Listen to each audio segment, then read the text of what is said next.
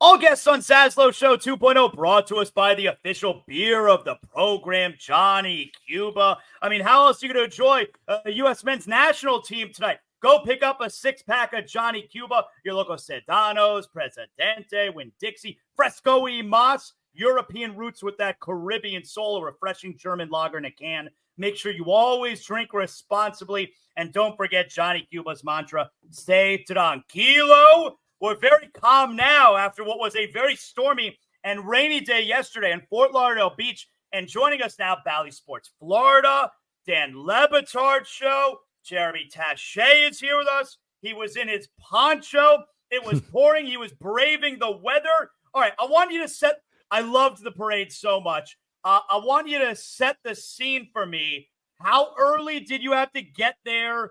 When did the people start pouring in? Tell me about the start to the day yesterday. It was crazy, ZASLOW, and thank you for having me on the show to talk about this, because it was one of the cooler professional experiences and honestly personal experiences of my life. Like, to be able to have this moment with all these fans. And so for me, myself and Jacob Maschler, who works with me at BALLY Sports, we were tasked with going and gathering content for Bally. And our plan was like, hey, we're kind of worried about getting sunburnt. We're packing up with sunscreen, getting, concerned about that. And so we left around not so early. We left around 8:30. I was seeing reports that fans were there at 6:30. We took the water taxi over, and we wanted to be kind of in the middle of that wait on the water taxi, kind of seeing what fans were doing out there. I'm going to put out a video probably on Tuesday that is sort of our day in the life of having done this.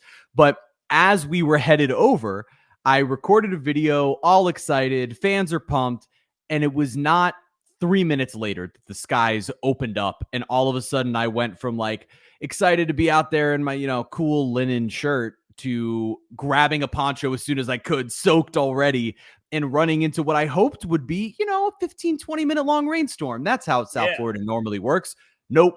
Torrential downpour the entire day. So we get out there, and there's already all of these people waiting on the beach, packed in front of the stage. And it was so amazing to see, as this thunderstorm is rolling in, only more and more people headed toward it. Nobody was leaving. It didn't seem like it deterred people from coming out. Not at all. No, not at all. Everyone that was planning to go kept going. I literally did not see a single person start to pack up their stuff and head out. Anyone that was there was ready for it, and they were going to brave the weather conditions, no matter whether it was 100 degrees and sunny or, 85 degrees muggy and absolutely pouring. I mean, the delay sucked, obviously, but once everything got going, I'm watching, I'm like, I think this is a good thing, because this made it so different and so memorable. Yep. It was intimate in a way in that respect, even with a huge crowd, because now everybody had gone through something together, and it almost made it so that, I don't know if the plan all along would have been for the players to be as interactive as they were, getting off of the buses, coming down into the people, giving people hugs and, drinking their beer. Because normally when you see a lot of these parades, it's people throwing stuff up onto the floats, up onto the buses, and then, shotgunning a beer that's been thrown to them or something like that. But what you saw all throughout is every bus that carried 4, 5, 6 players, they were stopping, and players were getting out and going through and high-fiving people and giving them hugs. And, that's how the moment I had with Ryan Lomberg happened, is he came up to us and was just really excited for what was going on and interacting with the people. And I almost think that the players felt even more of an obligation to acknowledge the fans and be in it, because they knew they were sitting at the, facility in Fort Lauderdale watching it pour. And they must be thinking, are the people even going to still be there when we get back? And when they see, oh my God, not a person has left, this place is still packed, these people have been waiting out here since 5, 6, 7 a.m. up against these railings. I was standing in front of someone when I went to go do our interviews, they were like, look, we appreciate that you have your job to do, but is there any chance you guys could crouch until you have to do stuff, because we've been here since 6 a.m. waiting in the rain, and we're going to be pretty pissed if you guys are now standing in front of us. And so, of course, Jacob and I were like, yeah, let's get down on a knee and just relax until people show up, because there was this kinship, this bond that formed over, this is probably the first and last time that the Panthers will have a parade like this one. Hopefully not the last time they ever have a parade, but to have it where for the entire time it's thunderstorming and people are just having to brave the weather conditions, it actually did end up adding a sort of element outside of the probable sickness that all of us are going to feel. Do you think there was ever a conversation about canceling? I would imagine there were conversations. I don't know that for sure. I haven't spoken to anyone that would have told me that for sure. But I mean, look, we were standing there at about 10:30, 11 o'clock as it was clearly getting delayed. And there's thunderstorms coming in, and they had been testing out the speakers on the stage already. And so the view that you saw in any of the videos I took of the speeches was about where we were. There was essentially a main stage, and then a huge pit of people. And then there was a stage for some media. So myself, Roy Bellamy, David Dwork, Tim Reynolds was out there, George Richards, like Jordan McPherson. We were all kind of standing on this one stage. And from that stage, when the lightning was striking and the thunder was coming, I mean, right thereafter, each time there was a lightning strike, you could hear the static electricity coming from the speakers on the stage. And I was like, am I about to die out here? Like, is this going to be where it ends? And maybe at a championship parade is kind of the way you would want it to. But I was for a minute considering, like, do we just need to leave just in case? Like, and I got to imagine there were at least conversations given the thunderstorms of, do we try to postpone? What would postponing look like? When would we do this? How do we do that if a ton of our players are going to be signing with other teams in the next 24 to 48 hours? It kind of had to happen yesterday, and I'm so glad that it did. I'm so glad that the worst parts of the storm ended up passing, and it ended up just being a day in the rain, soaking wet, and it turned it into a pretty memorable experience that would have already been memorable. I said this on the LeBatard Show the morning after when I was in studio last week, that I'm a little concerned with what the parade is going to look like. Broward's never done a parade. Yeah. It's hockey. I'm a little concerned.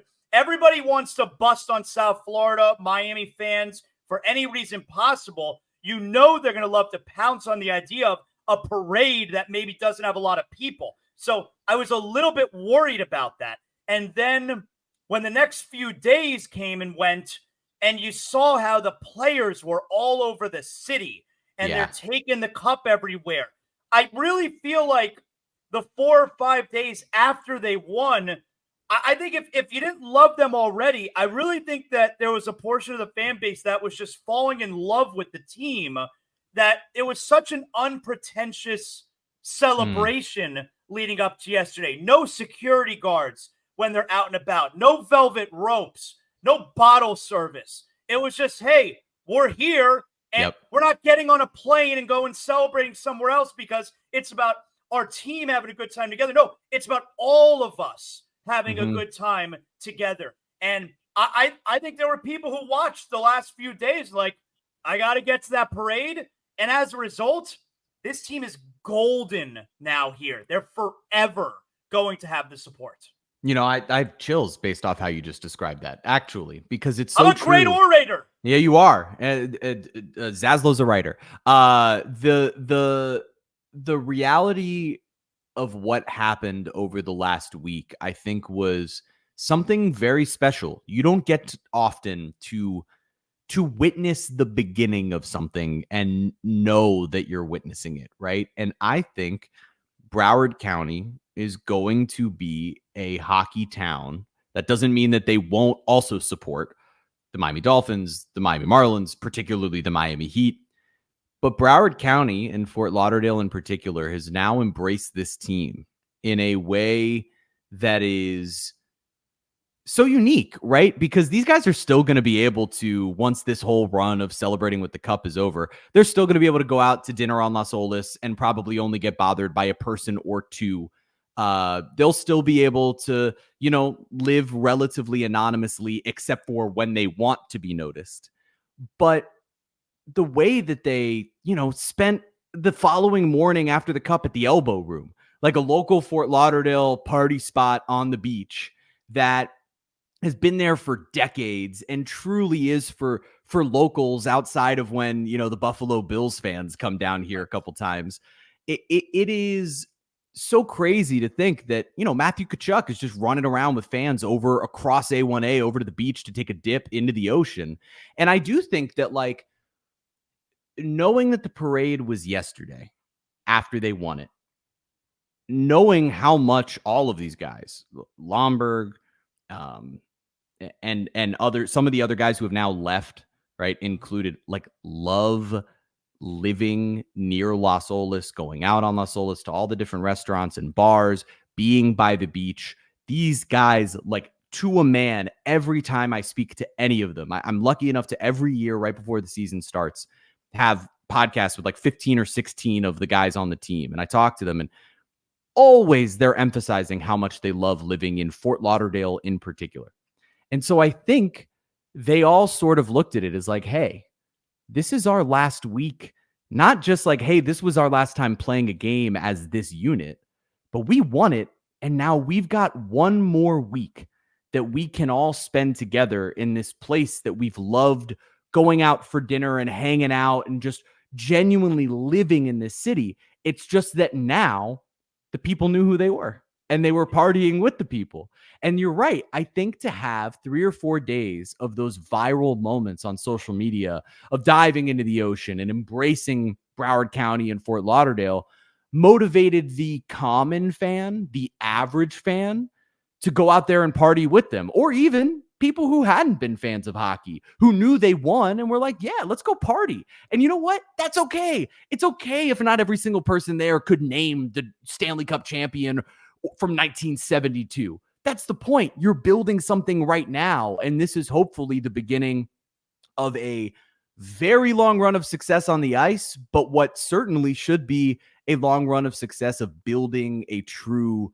dedicated fan base. Jeremy, you said it all. Excellent job. Really good job braving the weather there yesterday. It looked so much fun. And what an amazing thing to be a part of. Thank you so much for hanging out with us here today. Thank you very much for having me.